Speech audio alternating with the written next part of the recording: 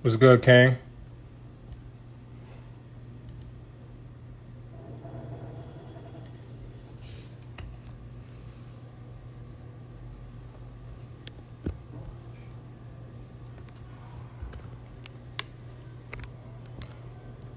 Everybody can see that right there? If you don't find a way to make money while you sleep, you will work until you die.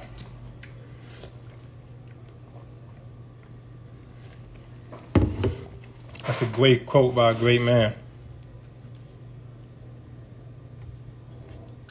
What's up? What's up? I'm glad the squad tapped in. That's lit. That's lit. If anybody got any tickers they want me to look at, you could just start posting them right away. You could comment your tickers below so I can look at them real quick. If anybody looking to buy some this week.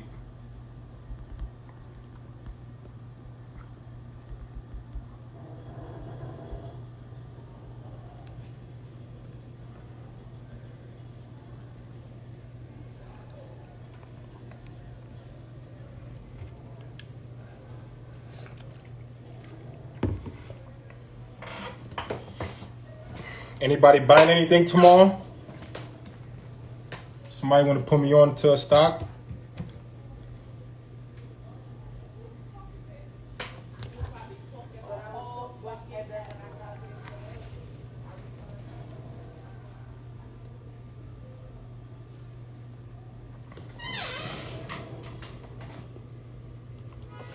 All right, since I got a few of you guys on here, let me just show you guys a crypto actually right here. Let me put you guys to a crypto that I'm looking at. More OC, yeah, that one's been climbing.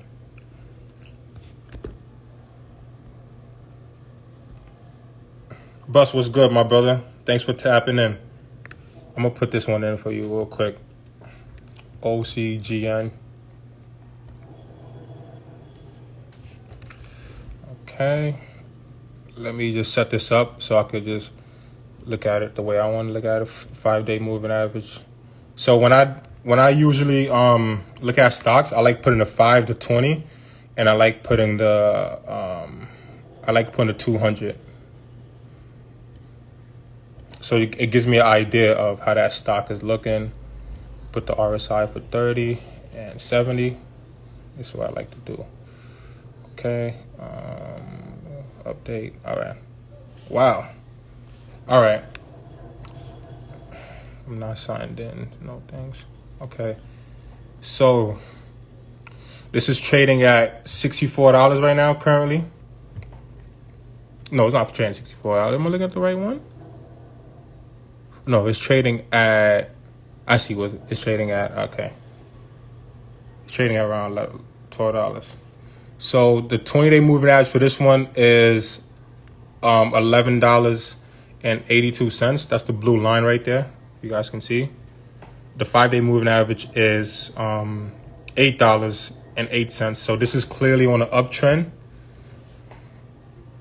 So this one is in an uptrend right now. So if you're in this one, I would still ride this one out because I think this one is going to go higher. So this one looks good. Could you tell me what it's about? Because I feel like I've seen this one floating around. I'm not in this one, but it looks good though. It's definitely in an uptrend. OCGN. As you can see right here, this was basically a penny stock, right? Then it shot up at the end of December. So it went from, damn, impressive. Yeah, this has been steady climbing. I like this. I'm gonna have to put this one on my notepad. It's a good looking chart right there. If any of you guys in crypto, put you guys, if you on Coinbase, you should look at this coin right here. It's called New Cipher. Put you guys on real quick. Let me just show you guys the yearly chart. Actually, let me show you the half a year chart. All right. So this one right here, this is New Cipher right here. New Cipher. I like this one a lot, and it's been holding steady, as you guys can see. It's around 50 something cents right now. Should be like 52 cents or 50 cents. Yeah, it's 50 cents right now actually for this coin. So anybody could afford this right now. This was trading at like 90 cents. Not even, I would say 45 days ago. So I feel like it could get back to there. And I was doing my research on this one, and what I like about this one is this has real world use. So what they'll do, they'll basically provide security services for different blockchains and stuff like that. So it's really cool. It's 50 cents right now. I think it could easily get back to $1. You know what I'm saying? As you guys can see right here, it was close to $1 just in February.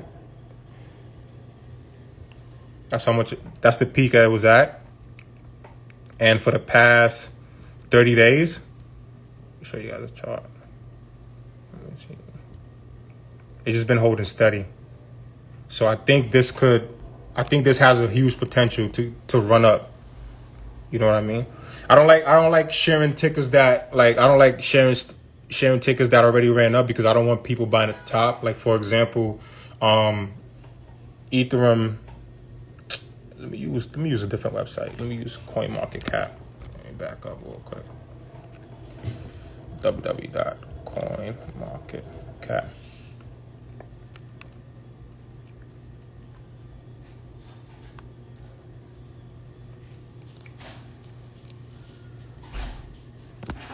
ETC. This is one I just posted, but like this ran straight up, you know. So you would be a fool if you were to buy it right now, right? Because it's the highest that's ever been. So I wouldn't recommend buying this right now, you know, because this right now costs $45 a coin, and I've been in it since it was $11 a coin. You know what I'm saying? That's almost 4 times the money. So I wouldn't recommend somebody buy something like this at the top. But one like New Cipher, I would definitely get for sure. It's a good one. I would definitely get this one right here. New Cipher is definitely a good one. You know what I'm saying? And I already did my research on it. This one is official. I read the white paper. It's backed by good. It's backed by good developers and all that. Like this one is a go. Has a real world case, right? Another one that has a real world case. Chainlink. I've been speaking about Chainlink since it was like $24 a share. Now it's at 40. But I personally think this is going to get to 50 easily, no problem. And probably even higher. So this is another good one you guys can look at too. Chainlink. I like Chainlink a lot for the cryptos. We can take, if anybody got any questions, just please comment it, please. Let's take a look at Bitcoin. Bitcoin went down today a little bit, probably like 2% or something, nothing crazy. But this is the Bitcoin chart over the month.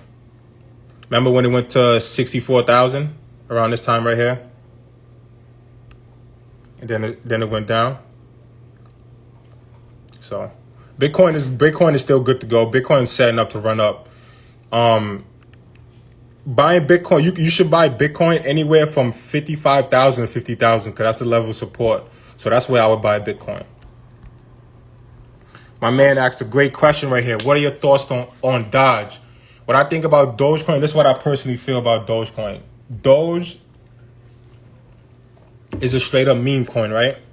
So what that means is you got to be really careful when you're dealing with something like Doge. Like I'm going to show Doge real quick. Me personally, I invested in Doge, but I only invested $25 into it. And when I invested into Doge, this was back in January, right? Let's show the chart. When it was damn near under a penny. You know what I'm saying? And I made a post not too long ago where I was talking about, if you did not buy Dogecoin when it was under 6 cents, do not buy it right now, because you set yourself up to fail. The reason why I say that, and you guys can look this up if you want. You can Google it. Dogecoin. I think 85% of Dogecoin is owned by 10 people. Hear me when I tell you that. 85% of Dogecoin is owned by 10 people, right? Now let's look at the market cap. So the market cap for Doge is almost 50 billion. You guys see that right there? It's almost 50 billion. So that means 10 people own 80% of this. So the moment one person decides to sell Dogecoin, that shit is gonna plummet. Like, you know what I'm saying? It's gonna lose its value by a lot. The moment one person decides to sell it. So that's why you would have to be very careful when it comes to Dogecoin, you know? Because the thing about Dogecoin, and the reason why it was funny, I invested $25 into it, and that $25 turned up to be into like close to $300, something like that, right? Because I was in it January. But you got people who was buying it when the shit was at 40 cents. And that's not a good idea, right? Because it's just about to get back there. But the thing about Doge is you have to be careful. So if you was in it early, what I would suggest to do is just honestly follow Elon Musk, because whenever Elon Musk tweets, that shit goes up. You know what I mean? So that's what everybody else is following for the most part. So what I would do personally is, let's say if I invested $200 into Dogecoin, right? And now that $200 is worth, let's say, $2,000. What I would do personally, I would take out my $200 and I would let the rest run till it starts going down. That's what I would do. Because even though I said all those things, Dogecoin is a joke. There's no real world use for it. Dogecoin, because that doesn't mean it can't get to $1 one day, right? That doesn't mean it can't get to 50 cents, right? It doesn't mean that. But what I say is be careful, because it's more likely for Doge to get back to 6 cents before it gets back to 100. I mean, before it gets back to $1, or before it gets to $1.50, right? And plus, when you're at this point right here, right, at Dogecoin, right, and it's at 38 cents, your profits, you're not seeing it as much of a person who bought it for less than a penny. So if Dogecoin gets to $1, that's a 300% move right there, right? Which is hard for it to happen, right? But it's possible, right? But like, you see, so let's say Dogecoin double today. Dogecoin double. That means Dogecoin will be trading at 80 cents, right? 80 cents. But let me show you something else real quick. If New Cipher doubles, it will be $1. See what I'm saying? So like right now, Doge is in the same boat as these other cryptos, because Doge was more so like attractive when it was under a penny, because you could just load up so many coins of it. But now it's not, personally, it's not worth it. Like, I would rather invest into my soulmate. Real quick, let me show you guys my soulmate. I've been preaching about this forever. Been in this since it was $20. Look at the price now. But this is what I would rather invest into Ethereum way before I invest into Dogecoin. Because Ethereum, look at the chart for Ethereum. This is the chart from December. It's been going straight up. You know what I'm saying? It's been going straight up. Even when Bitcoin pulls back, Ethereum goes up. Like, it's a fact. You know what I'm saying? Ethereum goes up. So I would rather invest into Ethereum. Ethereum is the wave, man. Ethereum is a real use. Like, people have to use Ethereum. Let me show you guys something real quick, right? Put you on to something, right? This right here, this website that I'm on right now is called CoinMarketCap. So CoinMarketCap has every single coin that's out there, right? This shit has close to like 5,000 coins, right? Now, of the top 100 coins that's on CoinMarketCap, I would say at least 60% of them are used under the Ethereum network. So what that means is, like, look at Ethereum like a platform, and that you have all these other coins that has to use their platform through Ethereum. You know what I mean?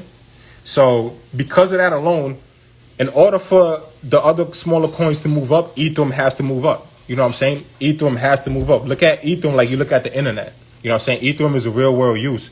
Like, people that buy and sell NFTs, it's all on Ethereum blockchain. All on Ethereum blockchain, right? People, you have to pay what's called gas fees every time you mint an NFT, or every time you buy an NFT, every time you do a transaction.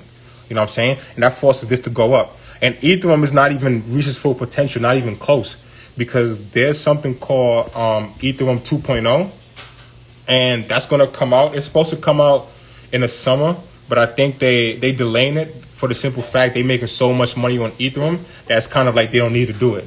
You know what I mean? It's kind of like if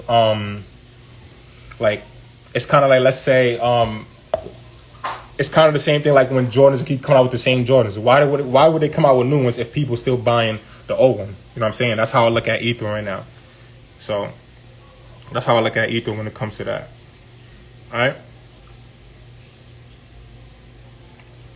Yeah, so Ethereum is a safer bet, but you could dab with Dogecoin. But when it comes to crypto, what I like doing personally, I like if I'm because when it comes to handling money, right, you gotta treat it like you manage your money. You gotta treat it as a portfolio, right?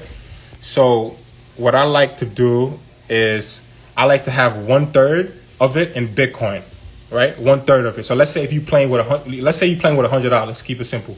You want to have $33 into Bitcoin, then you want to have another 33 into Ethereum, and then you want to have the other 33% spread out across the different coins. All right. My man asks, ETH and Cardano is a great one too. Cardano is definitely a good one. My man said, what's the potential? Honestly, what's the potential growth? So back in December, right? Ethereum was at like $600. I was telling people Ethereum was going to get to 3,000 by the summer. And believe it or not, it's exceeding expectations. Now people are saying this should get to 5,000 by the middle of summer. You know what I'm saying? And there's other analysts who are saying that Ethereum would get to 10,000. So that's what people are saying. Because the thing is, Ethereum is still not mainstream, which is just crazy to me. I just don't understand. It's not mainstream at all. Like, I watch CNBC every single day. They do not talk about Ethereum. But Ethereum, percentage-wise, has been performing way better than Bitcoin. And it's a fact. 100% fact. It's been performing way better than Bitcoin. Right? Like, if you look at... Let me see if I can do it on Coin... Because sometimes I like how Coinbase looks. Coinbase.com. Like, let's just talk about it real quick. Prices. Right? Let's look at Bitcoin. All right? So this is Bitcoin right here. On the yearly chart, this is Bitcoin. Bitcoin went up 541%, which is amazing. You know what I'm saying? That is crazy right there. This is Bitcoin, and this is what everybody talks about. Now let's look at Ethereum real quick. What's Ethereum percentage? Let's talk about it. On the yearly. Look at that, ladies and gentlemen. Ethereum doubled Bitcoin, but you would not know that unless you paying attention. You know what I'm saying? You see this right here? Ethereum in a year span is up 1,300%. You know how crazy that is? You know what I'm saying? 1,300%. I'm saying numbers is right there. So I think Ethereum is still going to climb. You know what I'm saying? Because I think it's still going to climb. So I like Ethereum, especially long term. Ethereum is the wave, man. Especially once they come out with Ethereum 2.0, it's going to be over because Ethereum is going to be way faster as a network. So Ethereum is definitely cool. My man said Cardano. That's a good one too. I like Cardano because Cardano is actually making moves in Africa right now. Cardano is trying to empower people in Africa with payments and shit. And what's good about Cardano is a good buy right now for the simple fact. This is the monthly chart of Cardano right here, if you guys can see.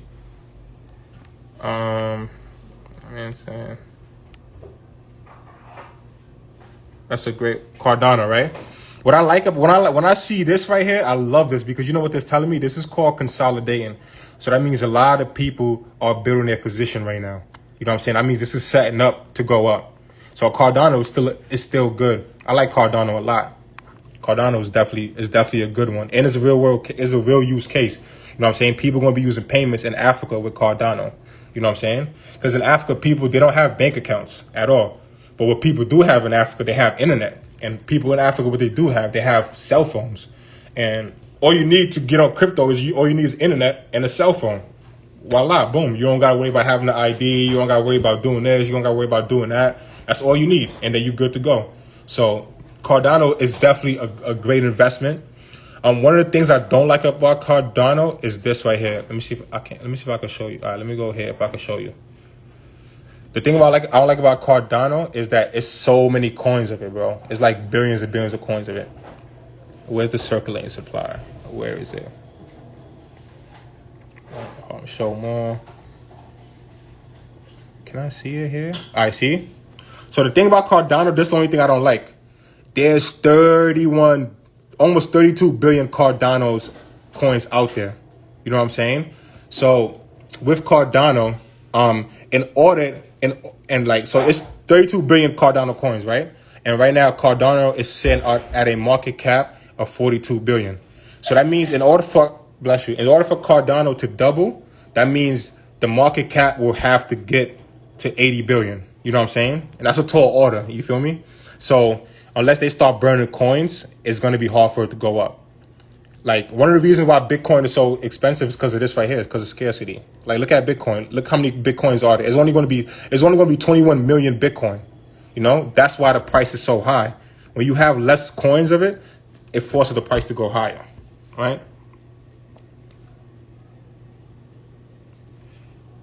All right.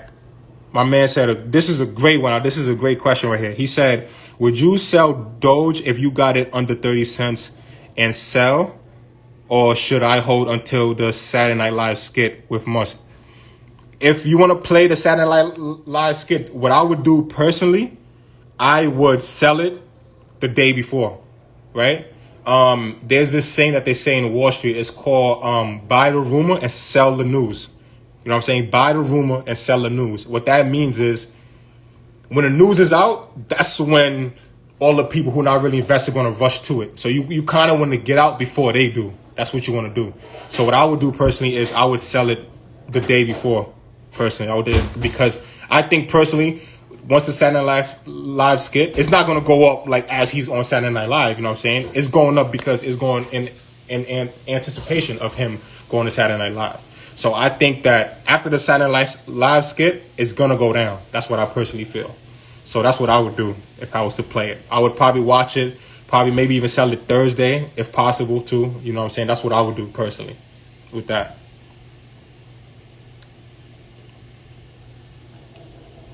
All right. Okay. Anybody got any other questions before I bring on the special guest real quick? And I'm still going to be on too once he gets off. I just want to value his time, so I'm gonna just add him real quick.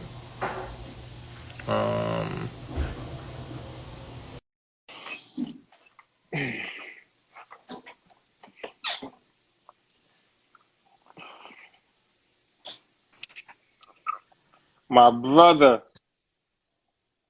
It's good, Marcus. There he is. What's up, Yeah, champ? everything good. Everything good. I've been listening, tuning in. People asking some really good questions. Yes. I like the entire vibe, your explanation of things, the foresight. hmm I can definitely get behind some of that. Nah, for sure. That's what it's all about, man. I try to make it easy for everybody to understand. You know what I'm saying? And it's Yeah, dope. And it's dope when people ask questions because, like, for me, doing a live is like I don't know what's going through people's heads while they're watching it. You know, so the more engaging it is, the better it is. You know what I mean? For sure. right. What's up, though? How you? Are you good? Yeah, I'm just home, man, relaxing.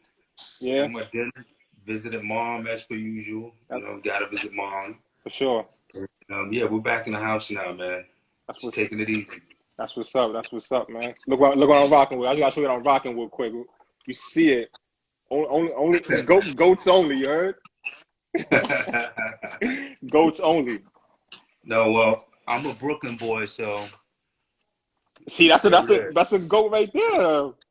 exactly. That's even though Hove is better than him, but that's a Who top is? Hove, Jay-Z. It's debatable. It's debatable. Right. But yeah, so now I want to say thank you for jumping on this live with me. I really appreciate it. I really because I'm just so everybody know I'm in a group chat with Val, and Val is very knowledgeable, especially when it comes to the stock market or like so many different topics. So I value everything that you got to say. So I think that like the people watching this could greatly benefit to hear from what you got to say. You know what I mean? So if you want to take time, just because I did a post about you explaining who you are and stuff like that, but if you would just want to take a few Right. minutes to explain who you are, what you do, da da da, so people could know what's up. Okay. Hello, everyone. What's going on? Vladimir Cedeno, born and raised in Brooklyn, New York. East New York to be exact, ENY. The gutter. I just see they want locked on, so they're not scared. Good job. Let's see. Former athlete. What sport did you play? Well, if you go over there to Riverbank, my jersey should still be up on the rafters. Where? All right. I played everything. See, I didn't even know that. See, that's crazy because my nephew, he goes to Riverbank, plays AAU. That's crazy. I'm gonna look out for that when I go there this summer. Okay. That's lit. I didn't even know that. Yeah. Yeah. A lot of football, a lot of basketball, baseball. You know, all the major sports. Mm-hmm. Blood, sweat, and tears. Body started to deteriorate. Right. You know how it is when you're in your 20s and you're still hitting a club scene. You're not really taking care of your body, right? Because you're Superman, and then you start to feel certain things, right? Right. And so I got into treating my body, into therapy, and then I really got into it, learning how to do certain things. Got a job. I think my last job was that in a clinic. I worked in cardiac clinic. And so I literally had like 20 sets of grandparents responsible for their rehab. Wow. Yeah, and that got me really, really into the human body. Like, how do we fix this? Like how did it get here, and then how do we repair it? Which is important. Right. And that's what I dedicated myself to. You know, I've been a licensed massage therapist going on 23 years. Wow. I'm now acupuncture and herbal medicine as well. So I added all that to my toolkit. Wow. And right, with a focus on neurological disorders. So MS, stroke, paralysis, Bell's palsy. Sheesh. See, I didn't even know none of this. See, like we only talk sports and stocks. So for you telling me that this is crazy, I'm impressed. Right, wow. Right. Yeah, exactly. Sports. I mean, you know, we go back and forth of who's the greatest of this, who's the greatest of that. But I know from experience that people have perspectives, right? They have their own way of seeing things. They come into any situation now online with a world of experience. And so I tend not to judge anyone based on what they put it online solely. Right. Because something brought you here. Exactly. You know what I mean? Same thing with this stock game. Exactly. And I'm glad you said that, because you know what's so funny? What brought a lot of people into the stock game, believe it or not, for good or bad, was GameStop. You know what I'm saying? GameStop, Dogecoin, these things that like flip in 2 days, flip in a week, like that brought a lot of people in it because people like money. There's nothing wrong with that at all. But once you're in this, I feel like you really gotta take advantage of what's in front of you, man, because this is what the rich people are doing, and they've been doing this for years and decades, bro, and they passing it down to their generation. So yeah, go ahead, continue. Right. You know what brought me in was my grandmother. My grandma. Tell me about that, because honestly, that's a blessing. Because I wish my parents knew about the market and stuff, but I want to hear about that. How did your grandma bring you into it? All right, so my grandma was Moorish. Okay. From Morocco, right? That's the background, right? Move over to DR, where she met my grandfather. Okay. And I didn't know it at the time, but my grandmother had a dowry. Wow. And she was schooled on how to create wealth, because this is what aristocracy does, right? They don't just sit around.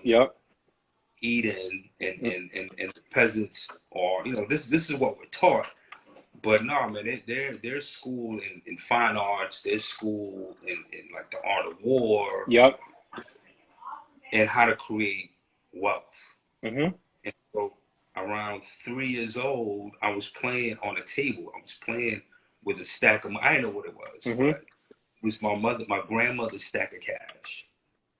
And from that point forward, I started to witness certain things. Like, my grandmother was like the person within the family, of course, the matriarch, but she was responsible for passing certain things down. Okay. Right. And so one of the things in my family that they do is, when you're 12 years old and you're a male, they sit you down and say, well, listen, you got 6 years to figure this out. What? You are you are either going to school after high school. You're gonna start a business, but you're not just gonna live off of the family. So the clock is ticking. You got 6 years. At 12 years old, you're being told this. If you're a male, yeah. That's amazing. They go through that. It's changed a bit since the elders are, they're getting older. They don't really have the energy. Yeah. They don't know how to mess around with technology. Yeah. So, yeah, it's changed a little bit. But when I was coming up, that was a conversation. Like all my cousins, That's and dope. it's a little frightening. It is dope, but it is it's frightening to be 12 years old, be in the 7th grade, hearing something like that, because you just think about playing and doing whatever. But long term that's amazing, like, because it sets you up. You know what I'm saying? You know what to look forward to instead of just living day to day. Right. Yeah. So then you start to think, well, what are my talents? What do I want to do? How do I want to provide? Because the reason they do that is so that you are a viable link to the unit. Basically what we're doing is community building within the family, right? Because the elders are going to need us later on, just like our seeds are going to need us later on. Yes. Right? Good point. And so we don't do the elderly homemade, what is it? The old folks home thing. We take care of our own. Yeah, it's the same thing in my culture too. In Senegal, it's the same exact way. We do not believe in your nursing home. Yep. Exactly. We have those extended families, aunts, uncles, grandparents. And so one of the things that my grandmother told me as I was getting older was she always told me how special I was. Right? Every day, both sets of grandmothers would sit me down and talk to me about it. One of the things that they talked to me about was my vision. Right? I think different than most of my cousins do. I'm a doer. They never said, well, there's nothing you can't do, right? Because that's not really realistic, right? But they always talk to me about my talents. Like, always regard your talents. Take that and expand it, and you'll never go wrong. Right. And then always be about this. Yes, that's so key. Listening, that's so key right there. So key. Listening is key. Listening. It's not easy though. Right. People like talking more nowadays more than they really did way back when. Yeah. Right. I think that the technology has taken people and saying, well, listen, now you can be an expert by looking at a website. Right. And now you're a trader. Right. Everyone wants to be a trader. Well, no, you can't. You can't do that. You are a retail investor. Exactly. It doesn't make you a trader. Exactly. Knock it off. You know what's so funny? Before I cut you, I just want to cut you real quick and say something. None of us are traders. Even the people watching live, you know what a trader is? Is when you are trading full time. When you wake up at 5 a.m, you're looking at charts, and then you trading from the moment the shit open, pre-market, all the way till 4. It's a full-time job. That's what traders do every day. So yeah, you continue. Yeah. So since we have these computers in our pockets, and we can scroll through an app, right? The Weebles, yes, the Robin, the Thinkorswims, and now I'm a professional trader. Even in my field, you have no idea how many people step to me talking about, oh, well, I read about a cranial nerve, and the problem is sciatica. Well, the cranial nerves, if I treat that, it's not going to solve a sciatica problem. Just to use an example. Right. And so, yeah, we have a lot of professionals at everything nowadays. Yeah. But my grandmother always said, listen, focus on your talent. Listening is a talent. You have to be able to listen. You have to be able to humble yourself and then be patient. And so this has been part of my strategy with building. And let me just say that you have to be ready to fall. Yes. Right? That's key as well. I mean, I've fallen 3 times in my life. Like hard. Like you hit like the mantle. Right. Rock bottom. You hit the mantle and you bounce back. Precisely. And it was important. One of those happened now, I'm going to say about 8 years ago. 8 years ago was the last time I took a solid fall. Okay. But the good thing about falling flat is that you get to see the world from the bottom up. right? You get to see, and it's not just who rocks with you, but how people really do rock, right? Because ultimately, I don't beg anyone to rock with me, right? But I like to see how they're flowing, and then move accordingly, right? Because you got to be ready to maybe cut some ties. You got to be ready to trim some fat, right? Which is okay, not just on the outside, but with yourself. With yourself. So before you call yourself investing in anything, you should really sit down and consider these things. Consider who's around you. Consider why you're investing in whatever it is. It could be real estate, right? It could be vending machines. Yep. Whatever it is. But even your time too. That's another thing people forget. Because even when it comes to social media, what people don't understand, you're investing your time. When you're scrolling all day on social media, you're investing your time. Like, you know what I'm saying? That's very important. That's something you can't ever get back. Right. Exactly. So there's a difference between, like you said, that time, investing that time, because that you're going to automatically become an employee to your business. Right. And so you could be money rich and time poor, and it doesn't make any sense. You are so real. Where does the family fall into that dynamic? Right. Where does community building fall into that dynamic? Wow. Where does self-care fall into that dynamic? Facts. They don't. There's no time for any of that. Right. No, it's real right there, man. That's so real that you said that. And people are going crazy loving it. Okay. So one of the things my grandma said was, because I asked her, so what do I, and that's the question everyone has, well, when they're getting started, what do I invest in? Yeah. Right? How do I choose it? And she was like, well, look in your cupboard. What type of clothing do you like to wear? Where are the places you like to frequent? Right? It's just take all that information, write it down, and then figure out if that company's publicly sold. I love that. That. So I think the very first company that I looked at was Clorox. Yo, that's so funny. I was just talking to somebody about Clorox because that shit skyrocketed since COVID. Real talk, but go ahead, continue. Exactly. So Clorox, I'm walking through the market, and I see Clorox, and I see the off-brand. And the off-brand is just that, that what we would call no frills back in the day. It's just that white bottle with the black lettering. I'm like, I don't even know who makes this. Right. I'm getting Clorox. So Clorox is one of my very first buys. Wow. Yeah. And then I went to bought Coca-Cola and Pepsi. Look at that. And solid companies. That's all I ever saw. Watching TV, sports games and stuff, you're going to see Coke and you're going to see Pepsi. Right? You're going to see some cars. You're going to see things like when it's something that men are watching, you're going to see things geared towards men. Right. If you watch some soap operas, things that are geared towards women or building your home environment. So, I took that and ran with it. Right. So that became my portfolio. Whatever it is that I use, that became my portfolio. That's fire. And you using that technique, has it failed for you? No. Because Clorox is people still using Clorox, right? Still using Clorox. People still drinking Pepsi, right? I tell you what, still drinking Pepsi. If the other thing that really struck me was timing. For example, if you do a Google search on, let's say, Super Bowl ads, or companies that are going to have advertisement during the Super Bowl, you can pull a good 6 companies out of there and then go buy their stock before the Super Bowl. Yeah, that's a good point. I tend to do that with Pepsi because there's always a pullback, and then once the Super Bowl hits, it jumps. Yeah. Right up.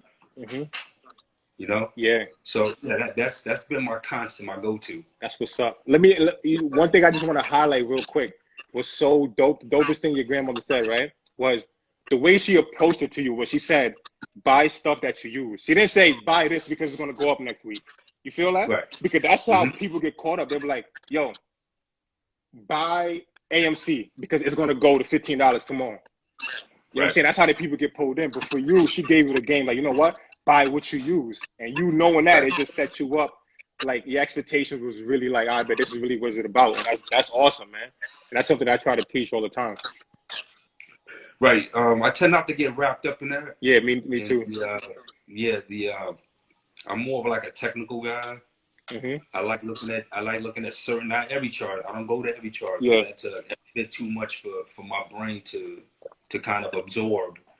But I look at some technical aspects of it, and I stick to only what I know. Right. That's it. I don't try to get all elaborate with it and extravagant, because I know that's not part of what I do. Right. The simpler I can keep it, the better. I like math. And so if it adds up to me, then I'll go ahead and do it. Right. I like that. Yeah. Now, that's real.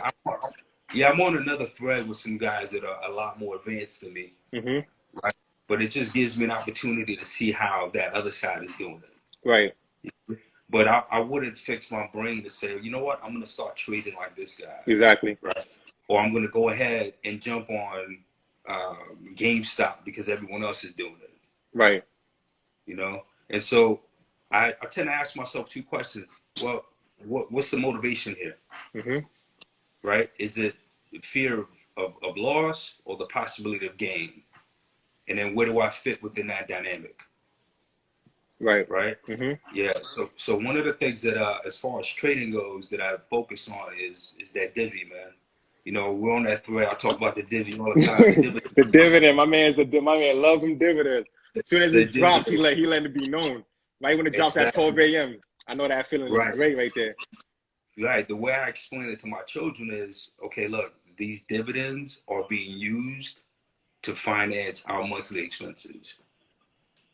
Right. I know a lot of people who put the money right back into the market. Yeah.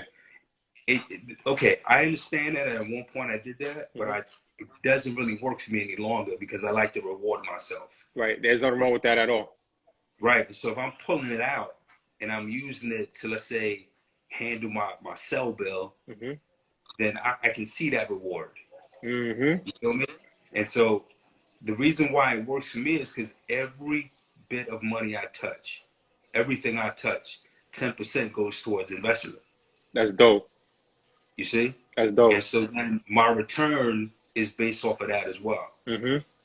Right? And when I pull the money out to finance something, it's tangible to me. You see, I'm not looking to be on my means. I'm not doing anything crazy with it. Right. You see? And I just rinse and repeat. Exactly.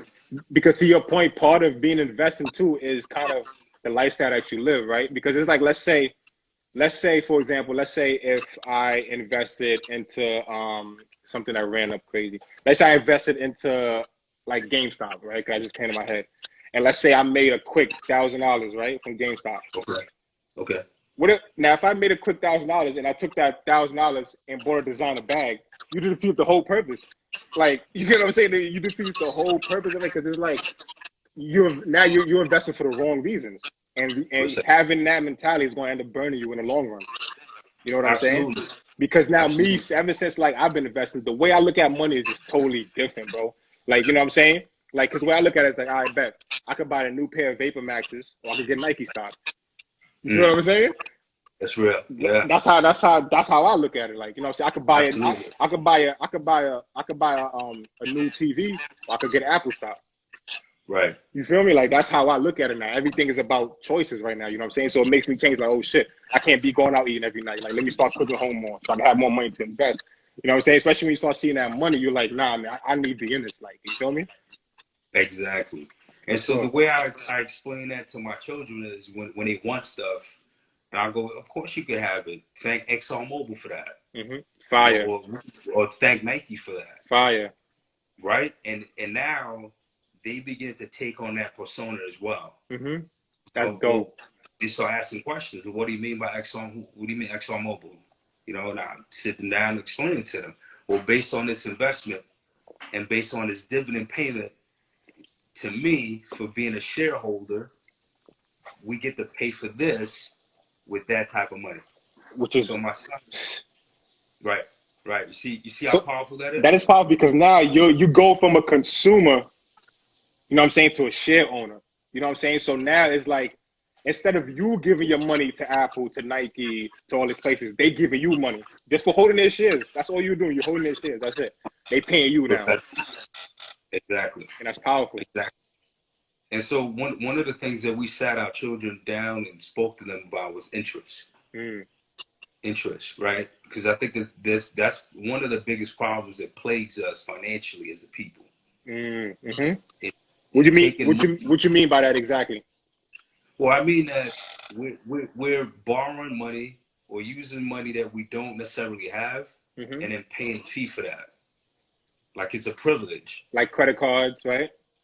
Credit cards, yeah, Yeah. loans, all of that, all Correct. of it. And so, in particular, credit cards, because it was important. You know how it is when you get into college and people step you. They got the tables outside, and they give you a free water mug and a T-shirt if Mm-hmm. you fill out an application to get their card. And if you Facts. go down, and listen, you want a cup, you want a keychain, you want a T-shirt, then you rock with everyone. You fill out all of those applications. You're about 10, 15 applications deep, and you go to your room, your dorm room. You got all this gear, all this information, and you're not gonna read any of it.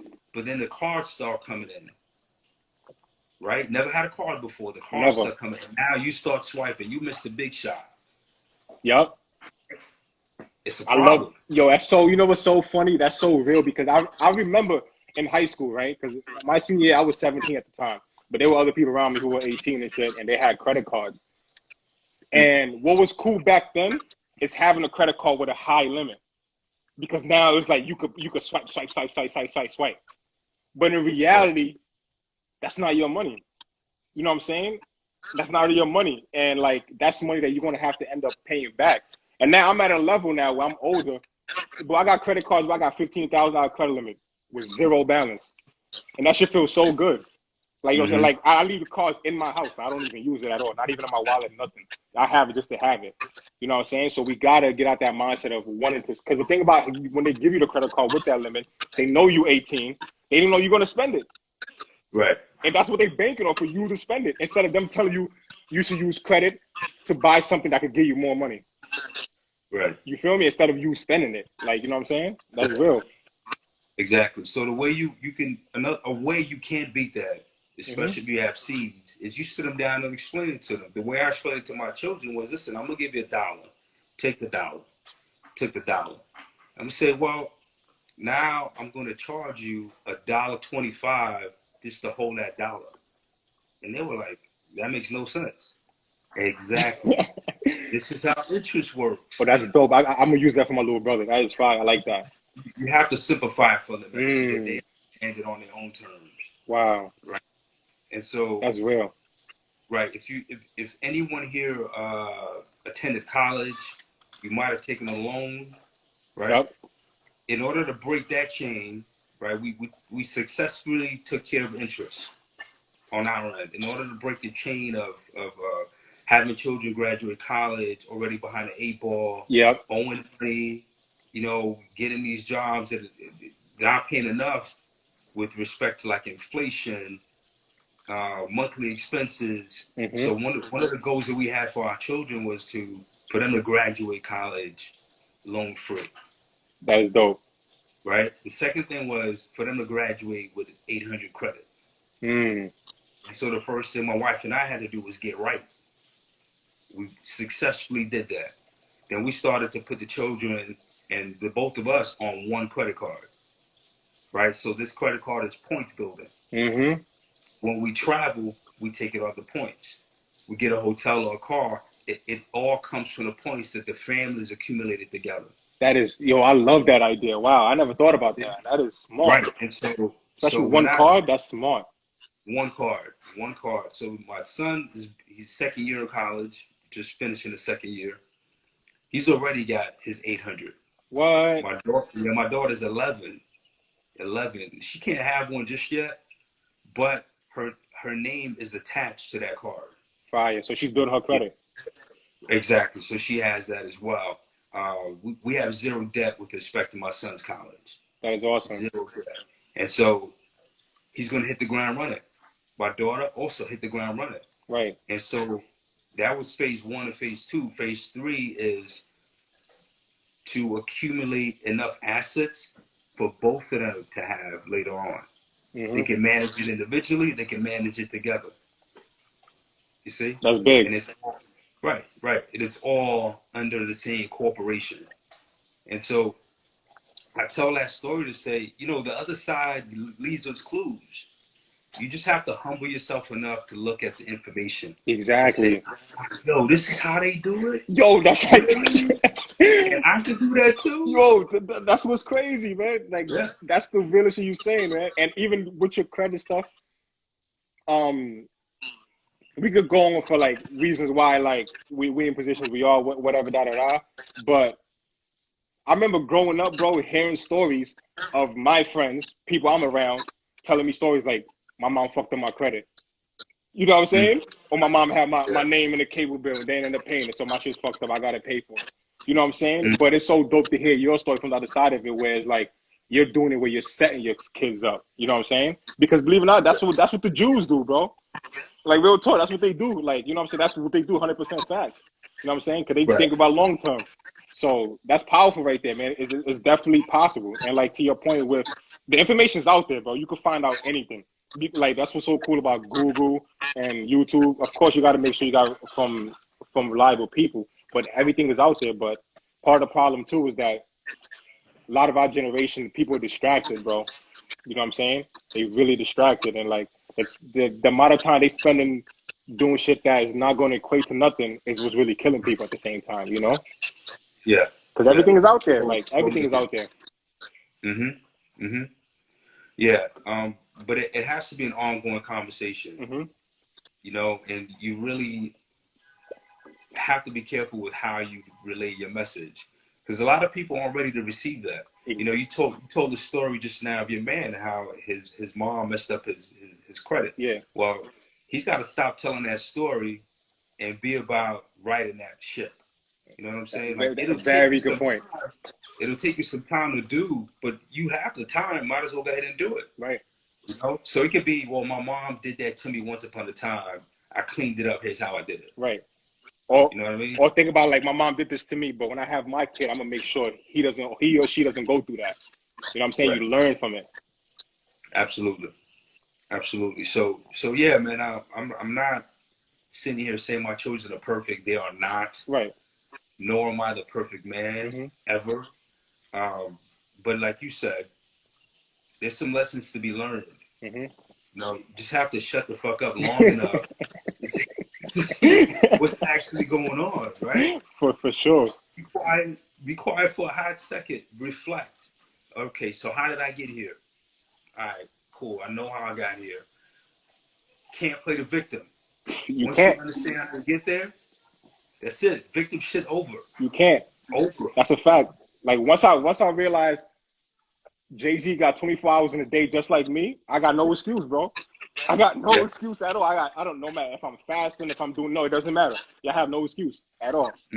Because the person, Elon Musk, Warren Buffett, all these people have the same amount of time we all do, bro, at the end of the day. But it's all about the decisions we make within ourselves, you know what I'm saying, to get us to where we want to get to.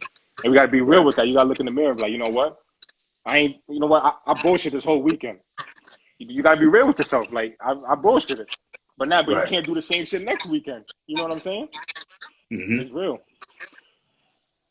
Yeah, and also give us some people that are gonna inspire you. You know, motivation is key. Motivation is internal, and inspiration is external. So if you got your people around you, if you know you got your lady with you, you know, maybe you need other people around you. I'm not saying you gotta cut everyone off, but you should compartmentalize. Like, if you want some inspiration, know where to go get it. You know, if you just want to bullshit and watch a game, know who to do that with. Facts. Right? Just keep everything separate. Yeah. Keep everything separate. You know, people start weeding themselves out. Yeah. Once they see the growth, once they witness, damn, yo, this motherfucker is investing. You know? The person that asks you why you're investing, can you show me how to do it? That's who you want to fuck with. Yeah. The person that says, oh, now you got your little portfolio, it's time to cut that.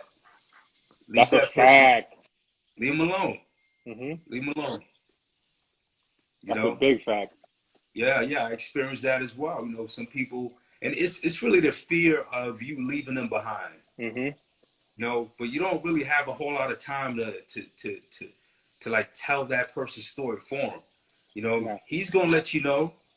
He's gonna let you, and once he does, it is what it is. You can't lie to yourself and say, you know, I'm not looking at what I'm looking at. Just keep it pushing. Keep it pushing. For sure. Nah, that's real, and there's nothing wrong with that. That's part of growth, though. You know what I'm saying? Right. And that's what people gotta say. And there's no hard feelings with that at all. Like, you know what I'm saying? Like, and sometimes even though you grew up with somebody for a long time, there's nothing wrong with outgrowing them at all. There's really nothing. And and at the end of the day, if you outgrow someone and you lead by example, hopefully they end up following your example. You know what I'm saying? And that's what it's about. You know what I'm saying? We all gotta be there for one another and get out there like that hater mentality. You know what I'm saying? Judging people. That's a good point when you say, oh, you got your little portfolio. Because I remember it's funny you said. I remember somebody posted something on Facebook talking about how they made like a few $100 on Robinhood or whatever. And I see somebody comment like, yo, that ain't real money. I'm like, then I went in the comment like, nah, bro, don't listen to that. You after the day, you didn't work for that money. You know what I'm saying? You got it, so you better off than the other person that's talking shit. You know what I'm saying? So it doesn't matter. Even I tell people all the time, like, oh, I only made $2 or $3 from this stock. But I always ask them, what's the percentage though? You feel me? And then they'll show me like, oh shit, this shit went up 15%. Then I break it down to them like, look, if you would have put $1,000 into this, look how much that shit would have been now. You know what I'm saying? You got to focus on the percentages. You got to focus on and everybody's in their own pace. You know what I'm saying? We're not in a race against nobody. Exactly. Real talk, man. But with the with this, so you spoke about how you find stocks. You basically like pick the stuff that you know and whatnot. So do you have? So I'm guessing, how many trading accounts do you have? Do you have like just one that you invest with, or how do you go about that? I have a couple. Okay. And what platforms do you use? Robinhood. Thinkorswim. I like Thinkorswim. I got my Roth in that one. Yeah, that was probably the first trading platform I got on recently. My story, man, I was trading once before, and then I got, like I said before, I hit bottom, you know, and then got back up, started trading more, started reading more, started getting around different people. And so Thinkorswim was one of the very first ones I looked at when I started getting right back in. Yeah. Also use Cash App, believe it or not. A lot of people are like, oh, you can do that stuff on Cash App? Yo, I love Cash App. You know why I love Cash App? Because Amazon, for example, right? That shit is it just went up crazy. It just went up $3,500 for one share. But with Cash App, you could buy $5 worth. You could buy $10 worth, or you could buy $20 worth. So that's why I like Cash App. You could buy like really expensive stocks for any price you want. So I like Cash App a lot for that reason. Yeah. And I was telling people, you know, try Cash App. If you can't get a high amount of shares, you don't have the money for it. But get your feet wet with Cash App. Exactly. There's nothing wrong with it. Exactly. And everybody got Cash App already too. You know. Precisely. And the way they give you the information is more comprehensive than if you sit there and try to read charts. That's a fact. You know, everyone knows how to read. Listen, this is how much money you have now. Right? If it's going up, if it's going down, it's okay. It's all right. What you can't do is all that elaborate shit that you normally do when you read the charts. Yeah. You know, but as a startup, Cash App is okay. I would advise people, you can rock with Cash App. No, definitely. And have something else, right? Have something else in the background. Exactly. You can use, like, let's say, paper money and just trade that while you getting acclimated to it. That's a great point you made up too about paper trading, because even on Weibo they have that where you can paper trade, where it's basically like Monopoly. You basically trade with fake money. You can set your account. You can set up to like 10,000, and it's cool too because, and it's what you said about getting your feet wet is the most important thing, and that's something that nobody can ever teach you, because at the end of the day, you have to know how you're going to react when it's going down, but more importantly, you got to know how to react when it's going up. Like, you know what I'm saying? Like, and that the only way you're going to know that is if you're in the game, bro. Like, and like a lot of times people will hit me up like, yo, I want to start trading, but I'm going to hit you up when I'm ready. And in my head, I'm like, bro, there's like, the market is not going to wait for you. Like, it's really not going to wait for you. You know what I'm saying? And at the end of the day, there's stuff that you're going to learn. Like, there's going to be days when the market goes down, or weeks when the markets go down. You know what I'm saying? For the past year, we've been lucky because everything's been going straight up. You feel me? Yeah. But sooner or later, it's going to start going down. But I'm already geared for that. You know what I'm saying? I already know what it's hitting for already. But a lot of people, you got to know how to deal with that because, for example, even Warren Buffett, the guy who was the richest man ever, right? I just listened to him, watched him speak yesterday, right? And he was speaking about how when COVID hit, Warren Buffett sold all his airline stocks. And he sold all his other stock. It was the airline and another kind of stocks he sold. He sold out, right? And he was talking about how even a person like him, who's been in the market longer than anybody, he made a mistake. You know what I'm saying? Because he sold out when he shouldn't have. Because you know what happened with the airlines? That shit doubled. Yeah. You feel me? Yeah. You know what I'm saying? So you got to be able to know how to experience that. Like when shit hit rock bottom. Because now my head is like, we talk about this all the time. Buy the dip, buy the dip. We talk about that every single time. Buy the dip because we know what's up. We always going back up. You know what I'm saying? Yeah, and that's how you make money in a bearish market. Exactly. You know, it's not just making money in a bullish market. Exactly. If you wait until the market is bullish, well, guess what? You're not going to make the type of money the type of return on your money that you're hoping to make. You know, by that time it's too late. Exactly. It's like even with Dogecoin, like you know what I'm saying. People had every opportunity in the world to buy it when it was under a penny or when it was under 3 cents, whatever the case is. But the moment when it was around like 420 around that time, when it was like trending, that's when people like, yo, I'm going in on Dogecoin. I'm putting my whole check on Dogecoin. I'm like, yo, you jumping in late, like you know what I'm saying? Yeah. Like super late. Yeah. By that time, man, it's over. Yeah, it's over. That ship sailed already. Exactly. Precisely, and a lot of folks are waiting on Musk. I know someone put that in the chat about Saturday Night Live skit. Right. You know, even to that end, and I hope I'm on. You know, I'm not making any predictions, but like you said before, man, it's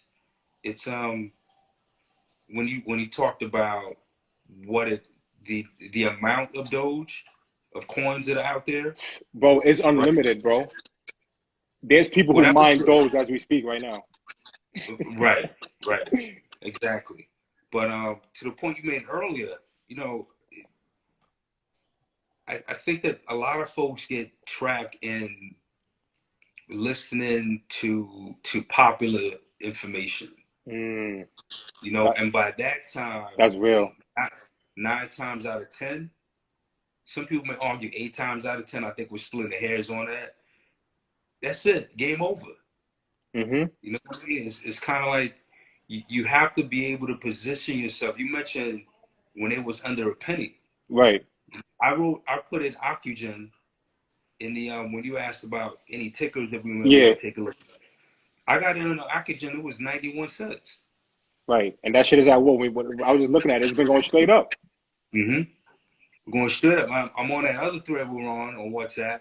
Yo, Ocugen, OCGN. Take a look, OCGN. And it's been climbing ever since.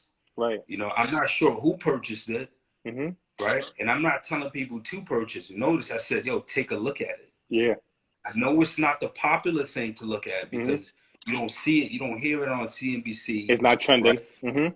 Not trending, but it's okay because it's going to generate some capital for you. Right. I'm way up on there.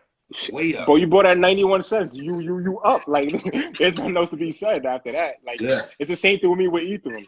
Like, I was told about Ethereum, bro, when it was $10 a coin, bro. But my man from college, smart dude.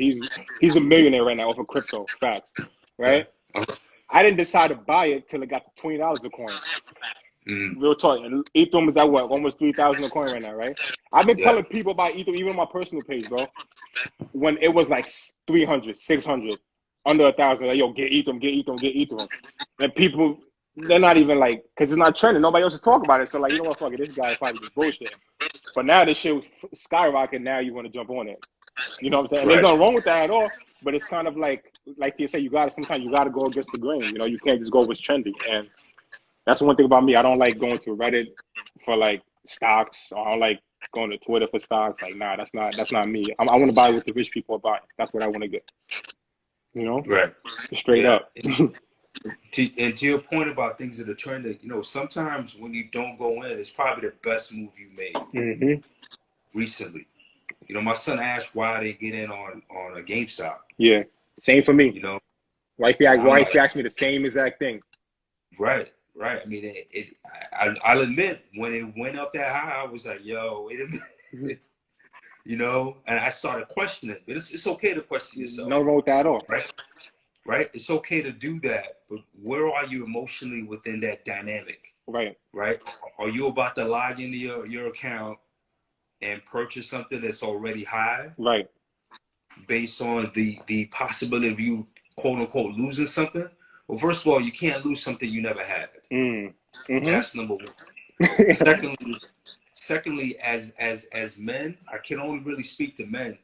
I'm not ever gonna pretend that I understand the you know, how women view trading. Yeah. You know, because my wife views it totally different than I do. So her perspective is, but we might lose money. Yeah. You understand? Yeah. And perhaps it may have been different. You know, her capacity for risk may have been wider than mine is. Right. But it isn't. And I don't think it's a gender thing. It's just how we're built. Yeah. No, I agree with that 100%. I agree with that. Right. And so I can only speak to I guess I can speak to people who have a broader capacity for risk. Right. You really have to understand where you are within that dynamic, emotionally speaking. Right. And before you hit buy, right? Because there's a certain protocol before you can buy a security. Yeah. Right. You have to have enough money in your account. You have to be able, if you don't, you have to be able to transfer money from a bank account. So you have, what is it? Maybe a good minute and a half to change your mind. With the information real quick and say to yourself, man, am I operating fear-based because I think I'm going to lose something when I really don't have it? Change your mind. Yeah, ASAP. All right, take a deeper look. Just change your mind. You have enough time to do that. And it may still go up, but it's okay. Yeah. No, it is okay. You're 100% right. And I love how you said that too about, I actually made a video like last week or something. I spoke about how people are so quick. Like, let's say, for example, right? Let's say you're a regular person, you work a regular 9 to 5, right? And let's say you're seeing like 1,500 every 2 weeks, whatever the case is, right? Okay. Somebody's willing to take a part of that money. Let's say you take $500 and you want to invest in it and throw it into something that you heard from somebody else. You got to ask yourself, how many days did you work for you to get that $500, right? Now you understand that. If it took you 3 days to get that $500, why would you take an hour of your time to do research on what you're about to invest in? You feel me? Why not? Yeah. You get what I'm saying? That's what I'm saying. Time is money. Like, right. You feel what I'm saying? Because like it's okay to do. There's nothing wrong with that. It's okay to do research. You know what I'm saying? There's nothing wrong with that at all. And that's key, especially if you putting your money into it. You gotta understand, like, yo, why am I getting into this? What's the risk involved? You know what I'm saying? Right.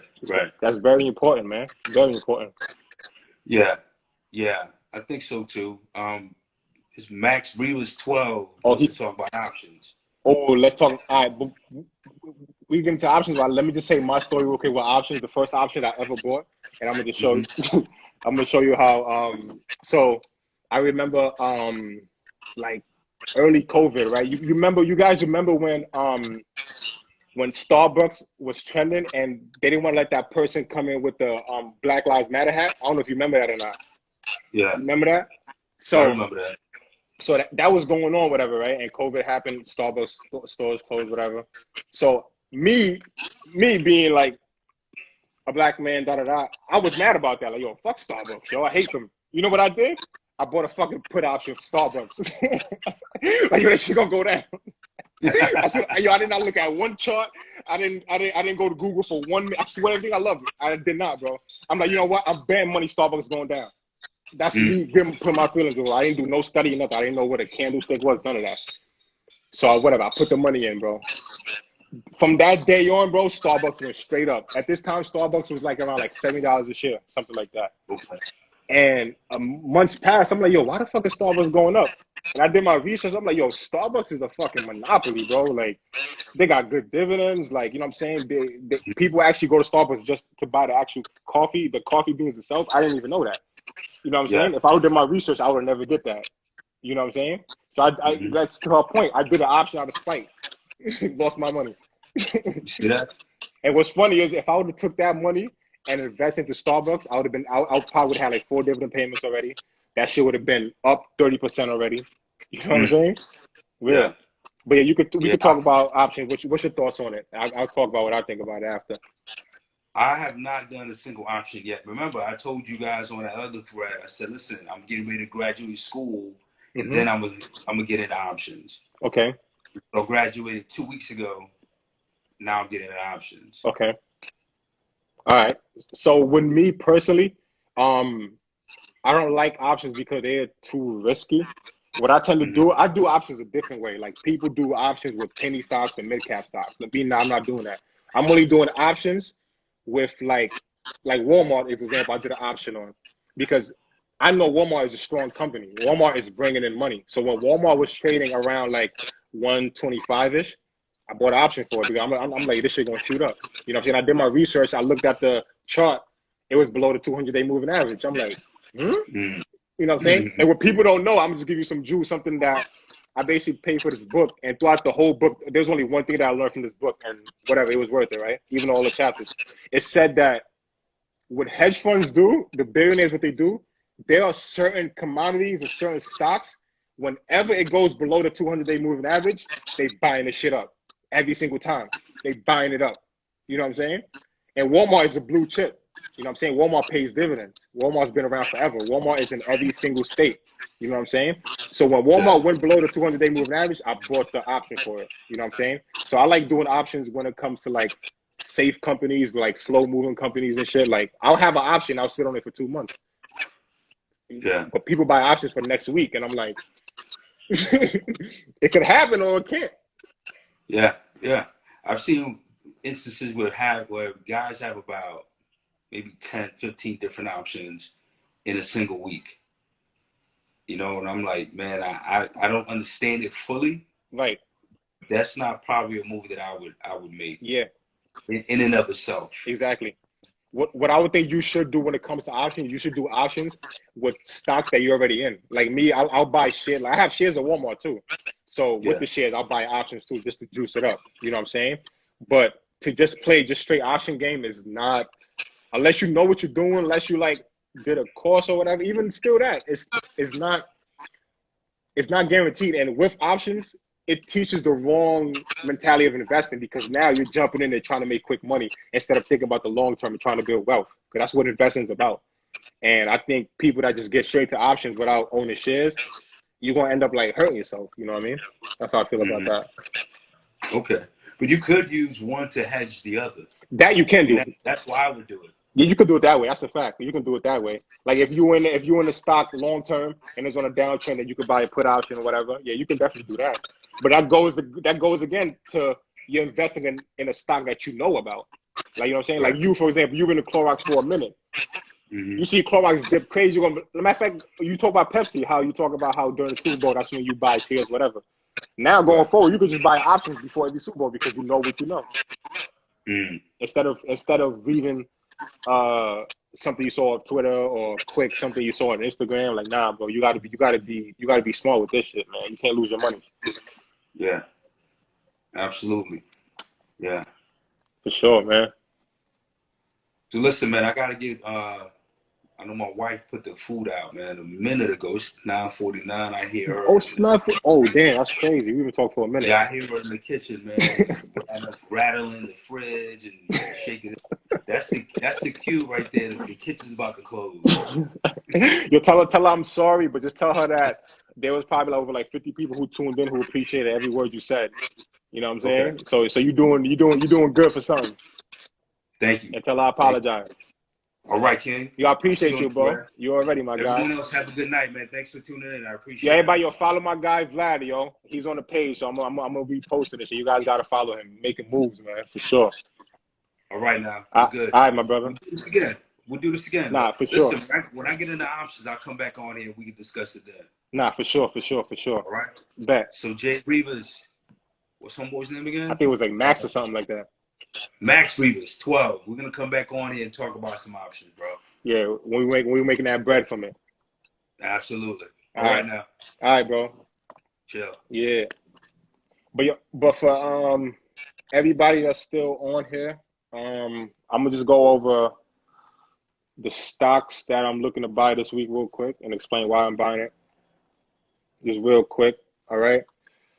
For crypto, for people who missed it, I spoke about it already. I'm looking to buy Bitcoin if it goes under 55,000. I'm looking to buy it. A new trade that I'm in for crypto, you can buy this on Coinbase. This is only 50 cents. It's called New Cipher. The ticker is NU. New Cipher. The ticker is NU. So you guys looking for something to get into, you guys can get into this one right here. New Cipher. New Cipher. Right? New Cipher. Okay. As far as stocks go, let me go to Google with it because I always like how Google looks. Let me just show you guys what stocks I'm looking to buy real quick and explain why. The first one was OBVS. No, OBVS. No, it's not this one. Is it? No, OVBS stock. Now I'm drawing a blank, but it's on there. But there's this one. I like this one a lot. Ying stock. All right, so this one right here. This right here basically follows. Let me just show you guys the chart real quick, and why I'm gonna buy this one. So this right here follows all of the major companies in China. If you know me, you know that I'm really bullish on China. I think China is the future because China is ahead of us when it comes to technology. And right now, look at the price of it right now. This is low right here. You know what I'm saying? This was trading close to like $30 not too long ago. It was at $31. So I think it's going to get back there easily. So this is a trade for me right now. This 3 times leverage funds. It's called YINN. And this is a trade. This is a good trade. You know what I'm saying? If anybody want to hop on this one, I'm on this one heavy. I'm trying to sell it when it gets like $27. My man Maggie asked a great question. Did you find any info on why Bitcoin dips every Friday? Yes, I did find out why. The reason why Bitcoin dips why it dips on the Fridays is because I didn't even know this till I did my research this week. There are people internationally, they do options on Bitcoin. I did not know this at all. And the option contracts expire every single Friday. So that's why that shit dips like that. So every Friday, the option contracts expire for Bitcoin. So you'll have people who would like, all right, I'm going to bank that Bitcoin get to 60,000 this week, and it doesn't happen. You know what I'm saying? Or I'm going to bet Bitcoin gets to whatever the number is. So that's the reason why Bitcoin dips every Friday, is because of that. Because people buy options for Bitcoin. They buy option contracts, which is fucking lit. Crazy that they don't got that in America. No, what is it called? FIG stock. Nah, I ain't know neither. But it's international, G. A lot of shit that they don't have here, bro. Like a lot of shit they don't have, man. Like I've been in crypto for a minute, and my man's international with it. So like internationally, they got debit cards, they got credit cards for crypto internationally. They've been having this for like 2 years. We're just behind, like whether you believe it or not. We're definitely behind. Yeah, for sure, man. I'm trying to be as helpful as possible, man. For sure, man. We all in this together. But guys, look at this one right here. If you want a great long-term investment, I'm gonna endorse this. I'm gonna endorse the shit out this one right here. This is called FIG. FIVG, right? And this right here is an ETF. Right here. This is an ETF.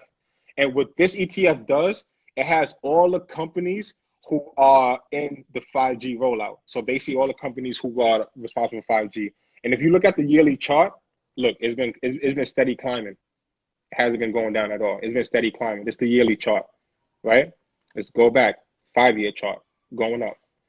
And I think this is gonna go crazy. I think, personally speaking, I think by next year this could easily be $50, no problem. You know what I'm saying?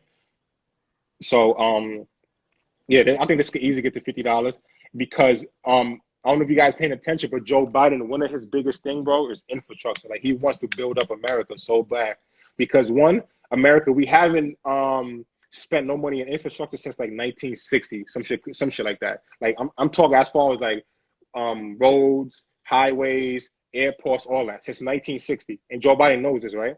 And along with that, in the suburb, not suburbs, but like in the country, like in the Midwest states, they don't have good internet connection at all, you know? And Joe, part of the package, the new infrastructure bill he wants to come out with, he want to roll out 5G.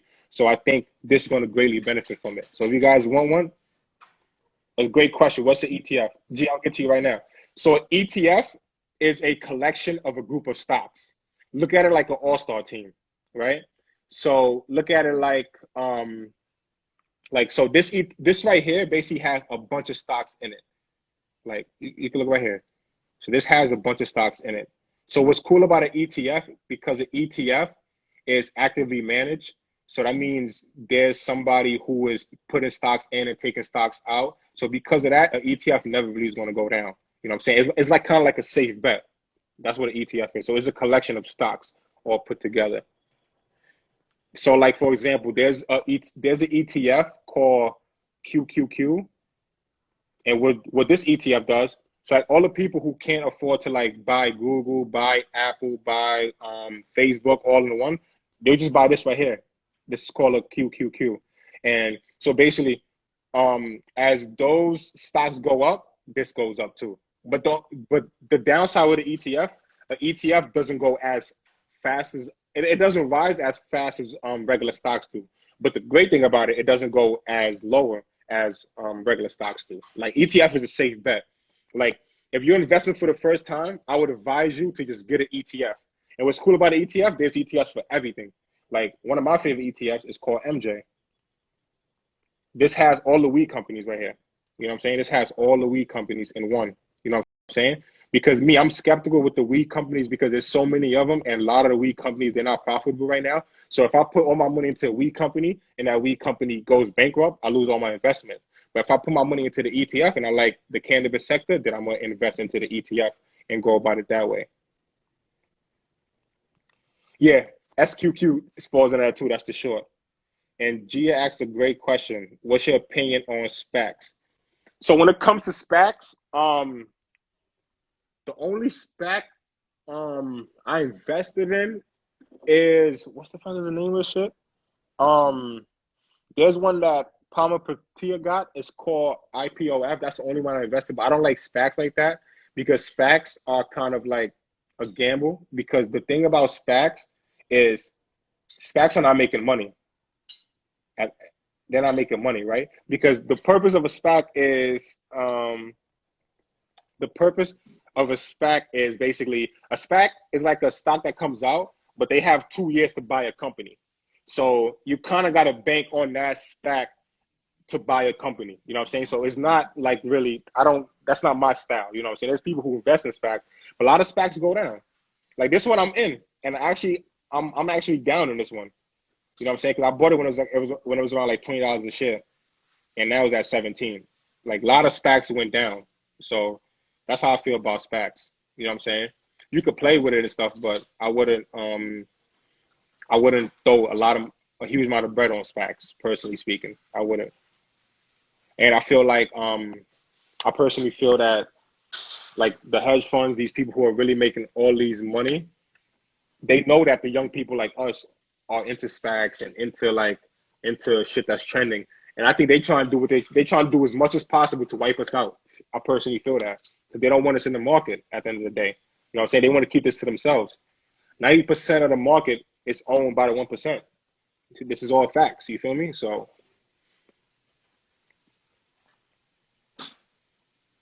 yeah, no, it definitely is a gamble. It definitely is a gamble though. It definitely is a gamble. You would definitely have to be careful with it. You know? Oh, CCIV, yo, I'm glad you mentioned that. Yo, you know how many people lost money on CCIV? I'm in a group chat where like, I think it's like 12 of us in there, and at least like 7 people lost bread in CCIV, and I'm not one of them. This is one right here. And this is a perfect example. because mad people got into CCIV around this point right here when it was like at $50. Look at the price now. You know what I'm saying? Real shit.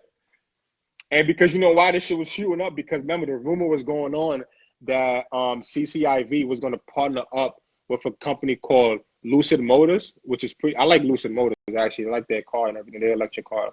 Lucid Motors. This is the car for Lucid Motors and shit. They got their shit is like really official. So CCIV was supposed to partner up with these guys or whatever the case was supposed to be. But that deal fell through. And as soon as that deal didn't go through, after that deal didn't go through, that shit fucking plummeted, bro. That shit plummeted. That shit went from fucking $50 to fucking like $15 quick. Remember, because it was SPACs is based on what could potentially happen. So that's what happened with CCIV. Another reason why I don't like CCIV because it's super trendy on Reddit and Twitter. I don't like shit like that at all. I want low key shit that people are not talking about. The ticket is supposed to, yeah, for sure. The ticket is supposed to change Q2. Yeah, but it fell through though. So, but it's a dope car though. Like, I like it. It's all electric too, so it's a pretty cool car. But that's with that right there. Now, yeah, for sure. What you could do, Gia, honestly speaking, we were just talking about options. What you could do if you really feel confident in it, right? What you could do, this is how I would play it if I was you, right? I would buy a long option for it. You know what I'm saying? I would buy a long option for CCIV. I'll buy an option for like 2 years. I'm talking about 2023. Because personally speaking, I think CCIV could be $100 stock one day. I personally feel that. But the thing is, I don't know when that could be. I know damn sure it's not going to be this year. I don't think it is. You know what I'm saying? So you could do, like, let's say if you heavily invested and you could just do an option and do it for like a 2-year option. And then you could take your money and invest into other things that are actually moving up. You could play it that way. My man said Neo. I love Neo. 100%. I love Neo. Neo is cheap right now. Heavy. I love Neo. Neo was at this time last year. Neo was a $4 stock. Facts. $4 stock Neo was. Look at this shit. This was Neo last year, May 7th. Y'all see that? And look where Neo's at right now. But Neo was flying. Neo was another one too. It went down a little bit. It was trading around like $60. I remember at the high, right? Around here, it was trading around 60, and then it went down a little bit. But long term, Neo is going to be a winner for sure. The reason why I say that is because Neo is backed by China. So the Chinese government is backing Neo. You know what I'm saying? Whenever you have a government backing something, you gotta love it. Especially China. China does not play no games when it comes to infrastructure, when it comes to technology. Or they are on a whole nother level. People don't even understand. They're on a whole nother level. So Neo is definitely good long term, but I personally think it's probably going to be trading around this range for a minute. I think it's going to be around the $40 range for like the next few months. You know what I'm saying? It may spike up a little bit to like 45, whatever, but long term, if you in it, I would definitely be in it. Penn is cool, but I like DraftKings way more. We can look at Penn real quick. Since I got a few people, I'm gonna give you guys the real professional shit. I'm gonna give you with the chart so I could give you my whole thing, so I can show you how it's really looking. All right, this is Penn right now. As you can see, Penn is on a downtrend right here. The 20-day moving average for Penn is at basically $97 a share. And the current price is $89. When it comes to trading, if something ever goes below the 20-day moving average, that means it's a downtrend, and there's nothing you can do about that at all. So Penn is a downtrend. But the Penn is cool, like especially once we open back up, it should go back up. But personally, I like DraftKings way more. The reason for that is because DraftKings is partnered with the NFL. You know what I'm saying? Hold on, let me zoom out. We can look at DraftKings has been going down too because I'm in DraftKings heavy, and it's been going down a little bit. But I like DraftKings way more though. But as you can see, DraftKings hasn't been going as low as Penn has. And DraftKings partnered with the NFL. DraftKings is partnered with like if you guys watch TNT basketball with like Shaq, Kenny, and all of them, DraftKings is partnered with them. So I like DraftKings way more than I like Penn. I think it has way more potential than Penn. So I would much rather get DraftKings. And remember, DraftKings has a platform too. So DraftKings is definitely cool.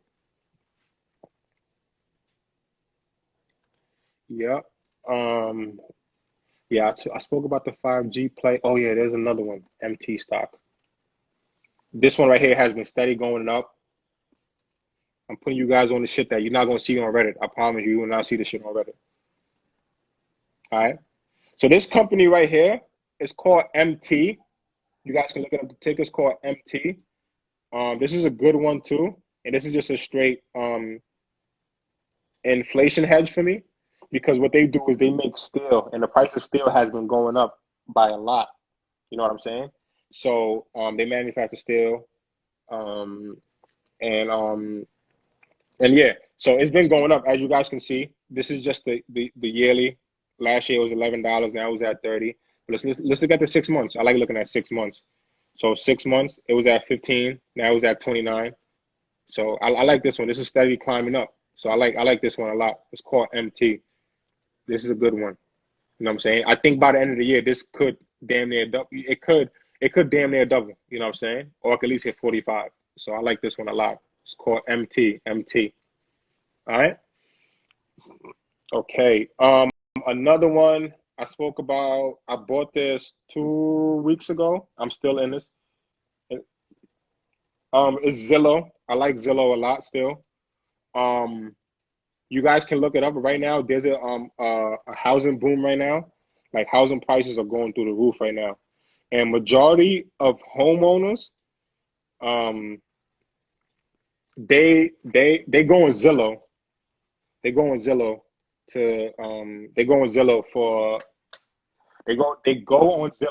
to look up homes and shit like that. You know what I'm saying? Zillow is the #1 app when it comes to for new home buyers. You know what I'm saying? So I like Zillow a lot. I'm saying it's the chart, right? So I think I'm in this right now. Is at 133. I'm probably gonna sell it when it gets to like 175, 180 range. I think this is gonna have a bounce back. So I like Zillow too. That's one that you guys can look at. But then what the fuck is the penny stock? Why I can't believe I'm drawing a blank. Is it OBSV? Yes, I got it. Finally, OBSV. There it is. If you guys want a cheap penny stock, OBSV, that you want to play, I like this one right here. This is a biotech company, OBSV. I'll write it down real quick. OBSV. Okay. I like this one. I'm gonna show you why I like it too. Because, all right. So this is a biotech company in Switzerland.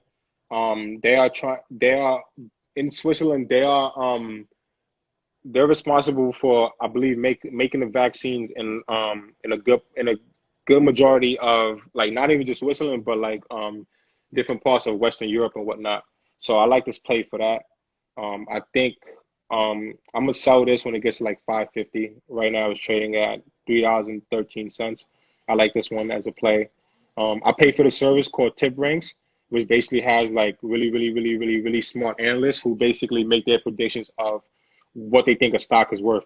And majority of analysts say that this stock is worth $9. That's the majority of analysts are saying. I'm saying these are people smarter than me. So, you know what I'm saying? I'll take their word for it, but I'll just go half that. I'll go like, you know what? Let me get to 550. Once it goes back down, then I'll get back in, then I'll run it up till I get to 9. So that's how I'm playing this one right here. OBSV. All right. All right. He actually, let me see what he said. Let me see if I can see it. So right now I'm using Robinhood and I download E-Trade, but I feel like there's too much going on. Is there another app I can use that has a lot more stock than Robinhood? Yeah. You can use Webull, bro. If you once this live is over, if you click the link in my bio, there's I think like the third link, if I'm not mistaken, is the Webull link. You can do that. You can go to Webull And then what's cool about Webull too, I love Webull because one, you could paper trade on there, right? So you could paper trade with fake money. But two, Webull, they give you free stocks for downloading it. So for downloading it and putting $100 in there, they'll give you like 4 free stocks, and the stocks could be anywhere worth from like $15 anywhere up to like 2,000. You know what I'm saying? So you can get Webull because Webull has it has all the stocks. It has mostly all the stocks, and you can do options on there and everything. So I would suggest for you to get Webull and just hit the link later or whatever. And if it don't work, you just DM me and I could just walk you through it, no problem. So Webull is definitely a go. I like Webull. All right. Anybody got?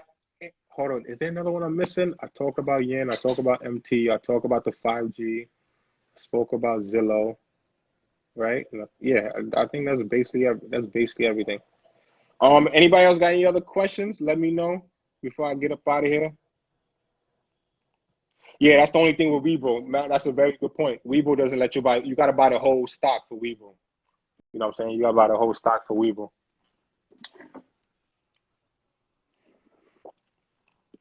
But what I like about Webull is so much better than Robinhood because Webull actually has like, you can read the news on the different stocks that you're in. The charts is a lot better on Webull. You could actually, what I like about Webull, you can actually see how many people are buying the stock too and how many people are selling it, which lets you know kind of what trend is going. You know what I mean? Thank you, Gia. I'm gonna catch you. What do you mean? What I mean? You could write it again so I could explain. Me. You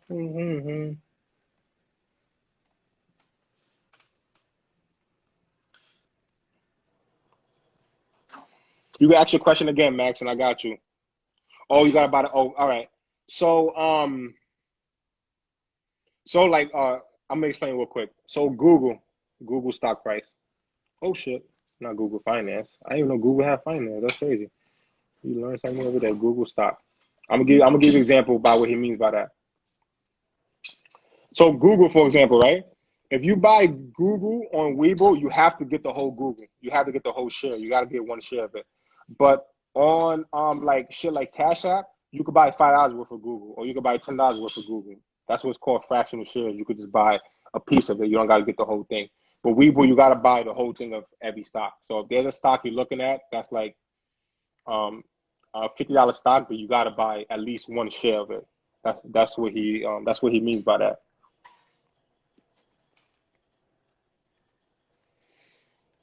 Me. Yeah, but I'm gonna holler at y'all, man. It was a pleasure. Good luck this week with you guys trading. If anybody got any questions, you could just hit me. I'm here for y'all. All right, peace and love, man. I'm gonna holler at y'all.